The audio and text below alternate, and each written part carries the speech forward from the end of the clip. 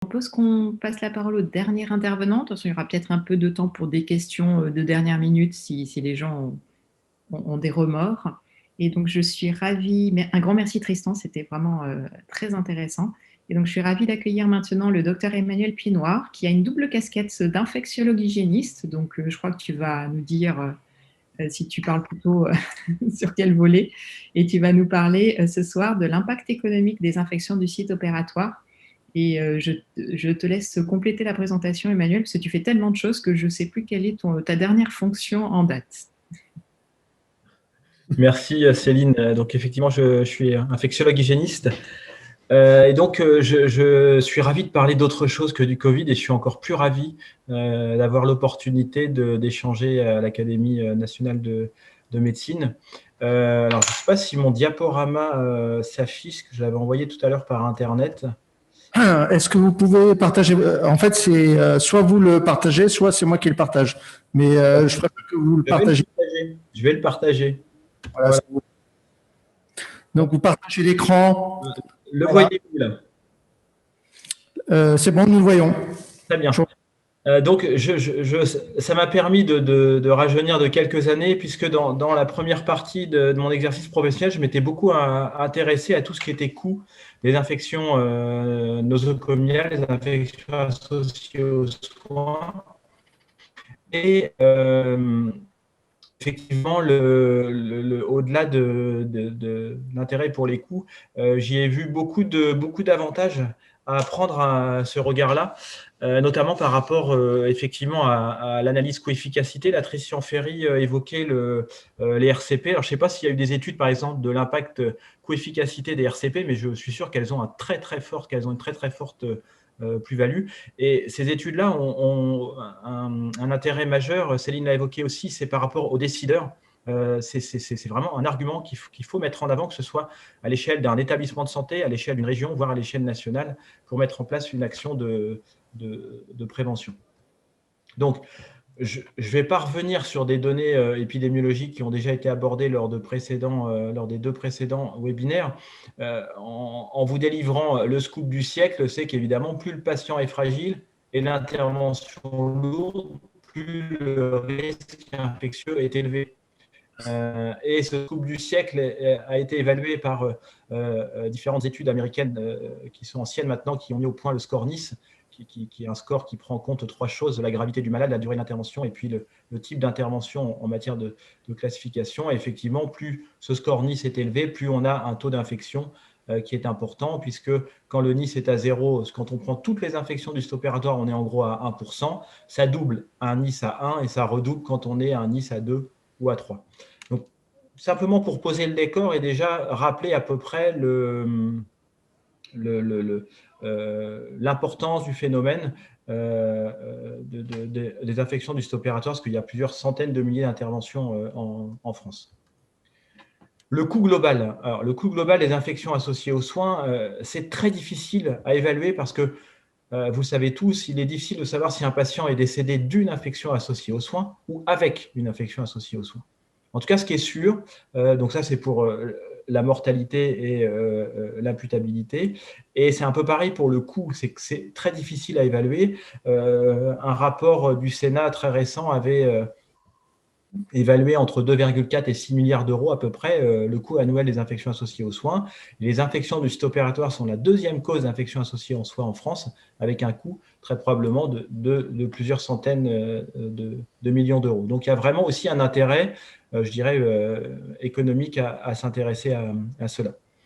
Alors, quand on regarde, j'avais fait donc une petite synthèse en fait de la littérature et en sélectionnant les études qui avaient une méthodologie qui était robuste et en essayant de les classer. Alors, il y avait des études qui en fait intégraient tout type de chirurgie avec, vous voyez, un surcoût moyen par épisode qui allait entre 4 500 et 46 000 euros, et puis un accroissement de la durée de séjour qui allait entre 3 jours et un peu plus de 50 jours.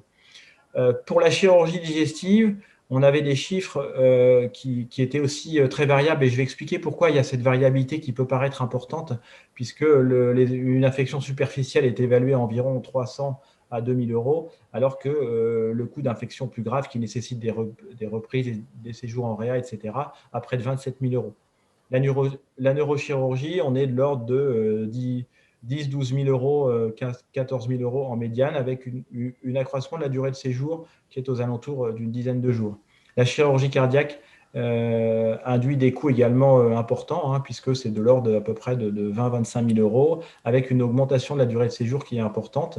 Et puis, sur la chirurgie orthopédique, on est aux alentours de 10 000 €, avec une augmentation de la durée de séjour qui est de 5 à 9 jours. Donc, tout ça pour dire que quand on prend ces données brutes, on voit bien que les infections du site opératoire les moins chères réduisent un coût aux environs de 300 € et les plus coûteuses pour la société à 46 000 €. En termes de DMS, vous voyez, Céline a évoqué tout à l'heure, pour faire un pendant, parce qu'en fait, ce n'est pas tant des chiffres qu'il faut recevoir, enfin qu'il faut intégrer, c'est plus une échelle de valeur, une échelle globale. Et vous voyez, je crois que Céline a dit que c'était plus 1 100 € le coût l'antibiorésistance par cas, et ça a augmenté la DMS de 1,6 jours. Vous voyez, en gros, la DMS augmente 2 à 3 fois plus, voire même encore plus pour les infections du site opératoire que pour la multirésistance, et le coût est aussi très, très important.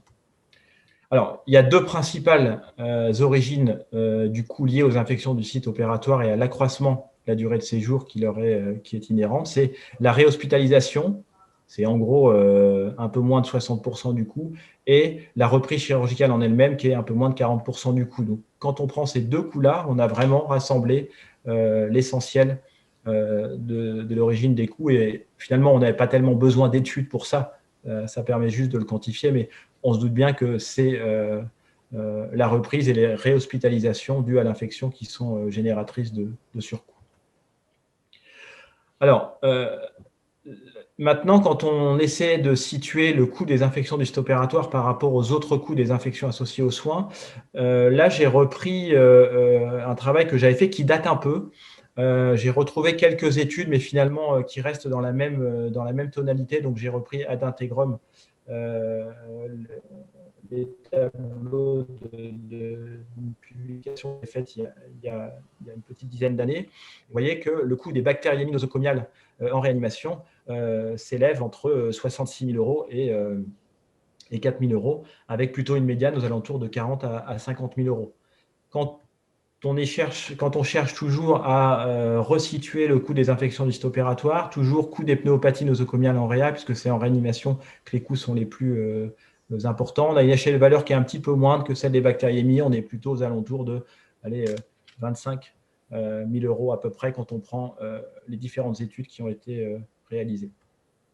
Et l'exemple totalement à l'opposé en termes d'échelle de coût, c'est les infections urinaires nosocomiales en réanimation. Vous voyez, on est sur une échelle de 500-600 € à 1 500 € selon les études qui spécifiquement se sont intéressées à ce type d'infection associée aux soins. Donc, on voit quand même que les infections du site opératoire sont quand même dans une fourchette haute de coûts, même par rapport aux infections en réanimation. Alors, comme je le disais tout à l'heure, comment on explique ces larges données qui peuvent paraître hétérogènes? Je ne vais pas rentrer dans de la méthodologie des études médico-économiques, je ne suis pas sûr que ça vous intéresserait, mais simplement bien comprendre que toute interprétation d'une étude de coût doit prendre en compte plusieurs facteurs, et c'est pour ça que c'est compliqué de les pouler ensemble au sein d'un même tableau, et c'est pour ça que ça nécessite des éléments de langage pour vraiment pondérer et bien les interpréter. C'est pour ça que j'évoquais plutôt le fait d'intégrer une échelle de valeur qu'un coût stricto sensu. Bien évidemment, le point de vue de l'étude sera à prendre en compte. C'est que le coût n'est pas le même si on se place du point de vue du patient, si on se place du point de vue de l'hôpital, et si on se place du point de vue de l'organisme payeur. Donc ça, c'est très important, et une bonne étude de coût doit pouvoir intégrer le point de vue de l'étude, et ce n'est pas toujours le cas. C'est pour ça que celles-ci, je les avais retirées. Le système de santé des différents pays aussi, où il y a ces études de coût. Alors, il y a assez peu d'études de coût en France, mais finalement, il y a assez peu d'études de coût tout court. Il y a quelques pays ou quelques chercheurs qui ont vraiment fait des très belles choses dans le domaine des infections associées aux soins. Mais évidemment, le système de santé et son organisation a une incidence sur le coût. Qu'est-ce qu'on inclut dans les coûts calculés dans les études? Alors, souvent, elles incluent les coûts directs, c'est-à-dire les coûts liés à la production de soins, mais finalement très peu les coûts indirects. Par exemple, les arrêts de travail, la perte de productivité, des choses comme ça, qui peuvent encore finalement rendre encore plus important les coûts que je vous ai énoncés. Le type d'infection, ça je l'ai évoqué tout à l'heure, en fait évidemment une infection superficielle sera bien moins coûteuse et consommera moins de journées d'hospitalisation supplémentaires qu'une infection d'organes ou d'espace. Et puis le type de patient aussi. À quels patients ces études se sont-elles intéressées? Est-ce qu'ils étaient comparables, notamment en termes de fragilité et de comorbidité? Donc, il faut vraiment rester très prudent, mais quand on a ce regard critique, finalement, on peut les interpréter assez facilement. Donc, l'hétérogénéité des données, je réinsiste un petit peu, mais pour vous donner un ordre d'échelle de valeur, une infection superficielle, c'est dans la fourchette basse au moins 2 à 3 fois le coût d'une infection d'organes ou d'espace, et c'est bien plus. Également, la spécialité chirurgicale.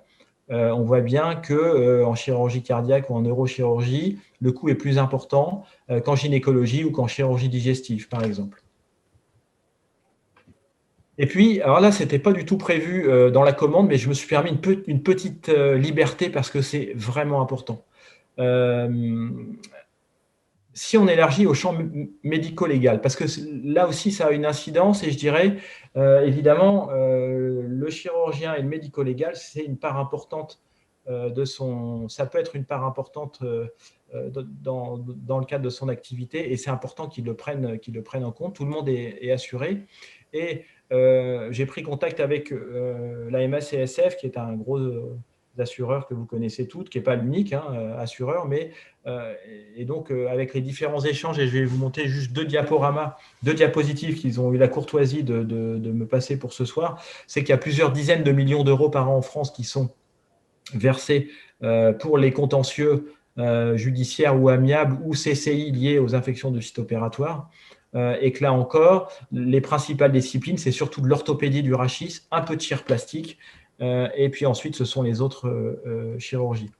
Donc, vous voyez que, à titre d'illustration, puisque ça rentre en ligne de compte, par exemple, chirurgie du rachis lombaire, eh ben, en termes de motifs de réclamation chez la MACSF, et c'est représentatif, c'est 20-25% des motifs de réclamation liés à une chirurgie du rachis lombaire, c'est un problème infectieux.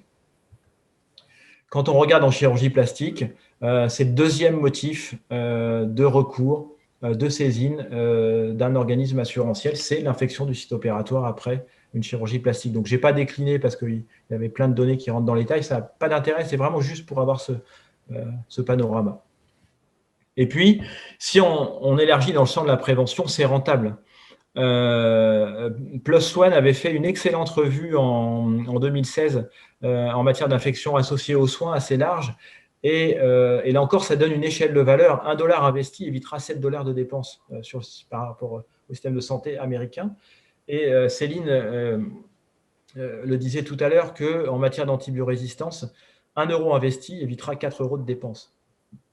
Tout ça pour dire qu'on voit bien que finalement investir dans la prévention, et en tout cas dans ce champ-là de la prévention qui est l'évitement des infections du site opératoire, c'est hyper rentable.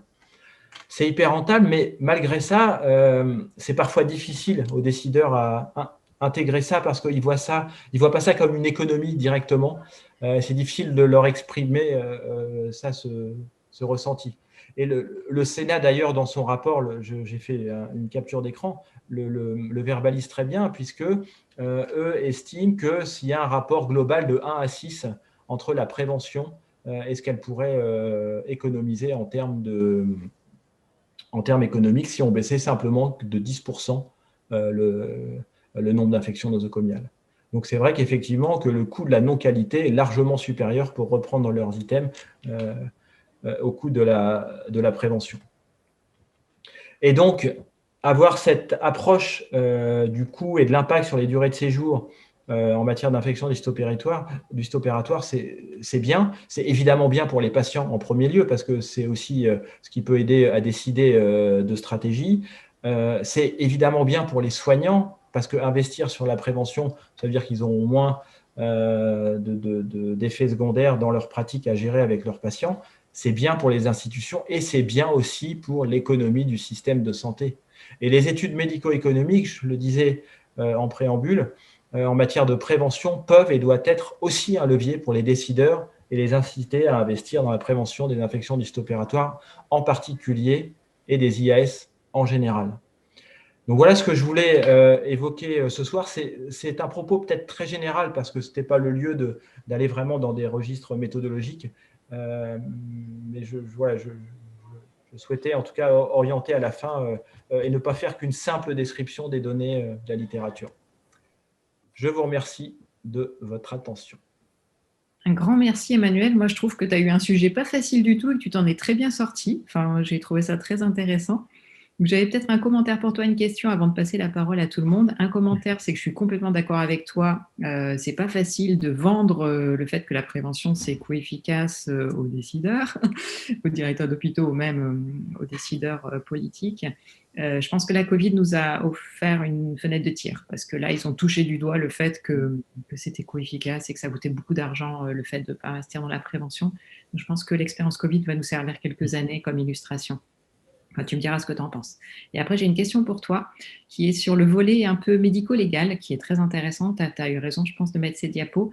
Quelle est la plus-value que tu vois apporter aux chirurgiens concernant l'apport des équipes opérationnelles d'hygiène et des référents en antibiothérapie ou équipes multidisciplinaires en antibiothérapie? Comment tu vois un peu leur valeur ajoutée pour les chirurgiens? Alors, la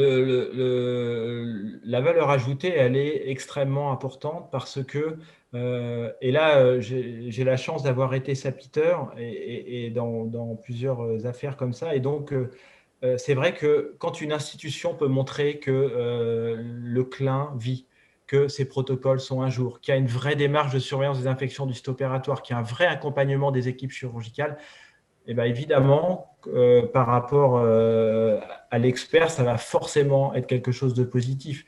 Et de la même façon, le chirurgien pourra s'appuyer sur un travail de l'EOH en amont, justement d'adéquation des recommandations, voire d'audit, de participation active aux surveillances. Et c'est évidemment une plus-value quand il peut produire cela. Mais au-delà de ça, quand un chirurgien participe à la prévention, il devient acteur de la prévention. Et je suis certain que finalement, il n'aura pas de souci particulier parce qu'il sera très sensibilisé, il sera acteur et donc il sera toujours up-to-date par rapport aux préventions de risques infectieux. Et maintenant, concernant les équipes multidisciplinaires en antibiothérapie qui font appel à des compétences pharmaceutiques, donc pharmacologiques, d'adaptation de traitement, infectiologiques et également microbiologiques, il est évident que ça a une plus-value très importante parce que quand on est autour d'une table et qu'on discute de cas à plusieurs avec des points de vue qui peuvent être différents, mais qui seront au bout d'un moment forcément confluents, et ben c'est sûr que ça sécurise les pratiques.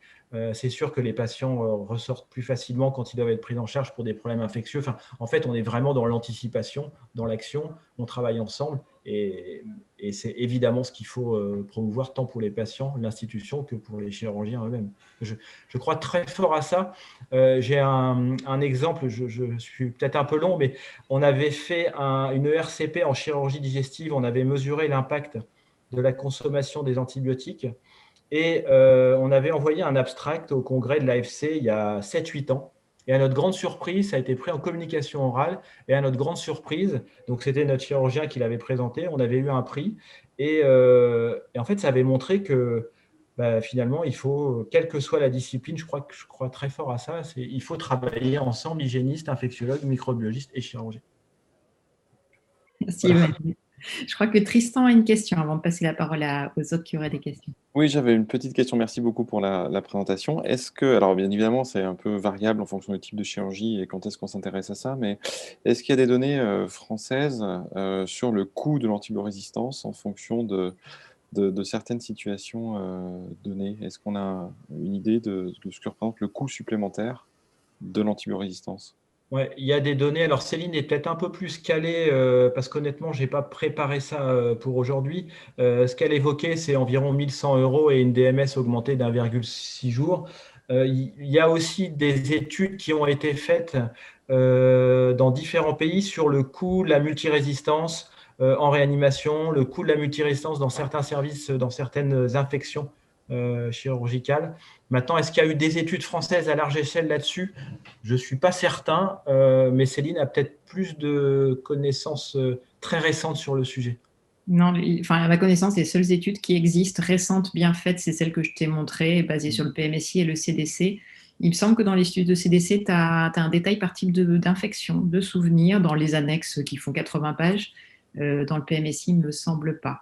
Et c'est vrai, comme disait Emmanuel, on a un manque d'études médico-éco bien faites, hein, en France tout particulièrement, mais pas qu'en France, pour de multiples raisons. Hein. Je pense que l'économie de la santé, c'est peut-être pas une discipline très prisée parmi les économistes, en tout cas en France, c'est mon impression. Il n'y a pas beaucoup de travaux sur l'antibiorésistance et l'infectieux, et après, ils sont relativement compliqués à mener, les données ne sont pas toujours disponibles, mais on en aurait besoin parce que c'est important pour tout le monde. Oui.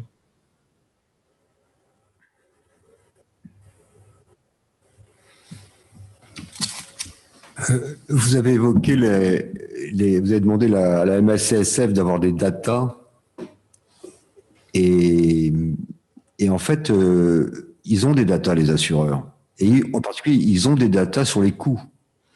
Parce que quand il y a des réclamations, eh bien, après, c'est chiffré pour que le patient soit indemnisé ou que, enfin bon, qu'il y ait faute ou pas faute d'ailleurs. Et je pense que eux, ils sont assez bien placés pour évaluer les coûts indirects en particulier, les souffrances, les préjudices esthétiques, les arrêts de travail, les réorientations professionnelles, qui sont des choses extrêmement difficiles à évaluer. Mais bon, c'est le boulot des experts. Moi, je suis pas expert, mais ils évaluent finalement le coût et l'indemnisation nécessaires. Et donc, je pense que ce sont des données qui en matière d'infection du site opératoire, sont très intéressantes et sont vraiment des données réelles. Après, il y a une question d'analyse. Et puis, il y a un autre élément quand même qui joue aussi, c'est que les chirurgiens, comme vous l'avez montré, bon, ils ont des problèmes de réclamation, hein, beaucoup plus d'ailleurs que dans d'autres pays en France. Hein.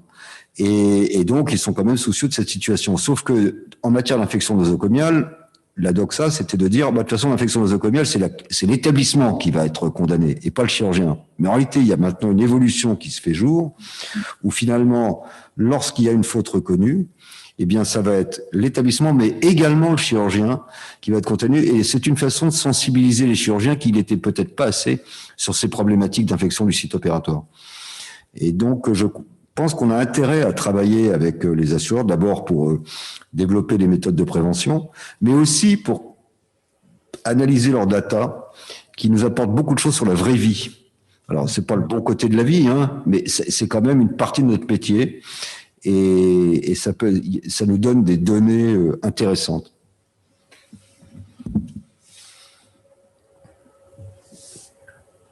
C'est vraiment pour ça que j'ai voulu en parler à la fin du diaporama, parce que j'ai vraiment pris conscience de ça quand on échange avec les chirurgiens ou les quelques affaires où j'ai pu être sapiteur. Donc, c'est pour ça que je souhaitais élargir vers ce champ-là. Après, la MACSF n'a pas souhaité me donner des chiffres très précis d'indemnisation sur les différents postes de préjudice, parce que je leur ai posé la question. Mais effectivement, il pourrait y avoir un gros travail entre la Médicale de France, la MACSF, qui sont les deux principaux assureurs, l'ONIAM aussi. Bref, ça pourrait être intéressant, effectivement, de valoriser tous ces coûts indirects qui ne le sont pas dans les études. En fait, ils sont très jaloux de leurs données. Je ne sais pas. Ils me les ont passés quand même sans… Mais ils acceptent les analyses, mais sans qu'on sache quelle part de marché ils représentent, etc. Donc ça, bon, faut le savoir. Mais nous, ce qui nous intéresse, c'est pas leur part de marché, on s'en fout. C'est les données dont ils disposent dans tous ces dossiers. J'imagine que le docteur Ferry, il a probablement des patients qui ont fait porter réclamation pour des bonnes ou des mauvaises raisons, peu importe. Et ça donne, en termes d'analyse de coûts, par exemple, c'est les dossiers qui sont les reflets des coûts réels. Et y compris des coûts indirects, ce que vous mentionnez également, que c'est extrêmement important.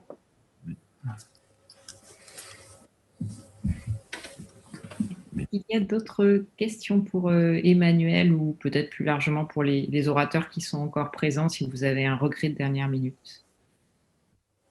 Ah. Oui, non, mais je crois que c'est un peu tard. Bon. Tu conclus ? Eh bien, Merci beaucoup pour tous ces éclairages fort intéressants. Aujourd'hui, nous avons vu toute l'importance de la prévention. Et la prévention, finalement, c'est beaucoup d'interdisciplinarité, d'échanges interhumains, de collaboration entre les différentes équipes. Et je voudrais poursuivre un peu ce plaidoyer pour les équipes opérationnelles d'hygiène qui font un énorme travail sur le terrain et qui sont parfois pas forcément bien perçues par tous les acteurs dans les blocs opératoires. Et donc, toutes les recommandations également, et notamment les recommandations de la SF2H, qui sont, comme on le disait, qui sont peut-être parfois un petit peu discordantes entre les différentes recommandations de l'OMS, des CDC, etc. Mais c'est notre base et ça sera un critère de qualité. Et puis, pour les traitements, je dois dire que dans nos pratiques chirurgicales, il y a encore beaucoup à faire parce que il y a encore trop de croyances. Et là encore, l'interdisciplinarité a un grand rôle. Et nous devons très facilement ne pas prendre la responsabilité d'une antibiothérapie et demander l'avis du spécialiste. Et ça, je pense que ça sera un assez grand changement et non plus prescrire cet antibiotique, ou plus exactement, c'est la prescription, on va donner des antibiotiques. Et de couverture. Et ça, c'est absolument terrible. Donc, merci beaucoup pour tous ces messages. Et puis, la conscience qu'il y a un très gros travail qui est fait et qu'on ne connaît pas forcément très bien, un très gros travail de collection d'informations, et il faut qu'on sache aller les chercher également. Et je remercie Céline Pulcini pour cette information qu'elle nous apporte, surtout cet underground pour nous, hein, et qu'on doit pouvoir y accéder facilement.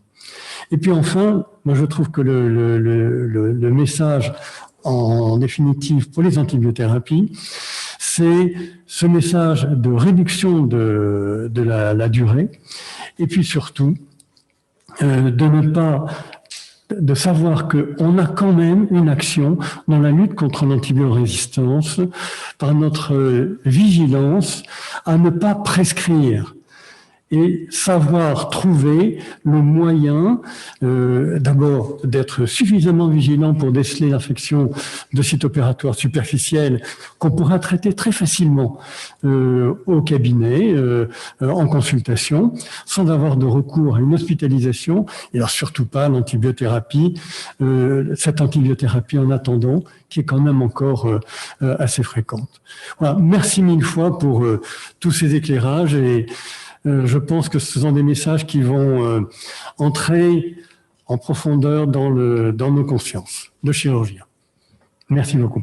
Merci. Merci à tous, et cette histoire n'est pas finie. En tout cas, merci. À bientôt. Au revoir. Merci, bonne soirée. Bravo. Merci, au revoir.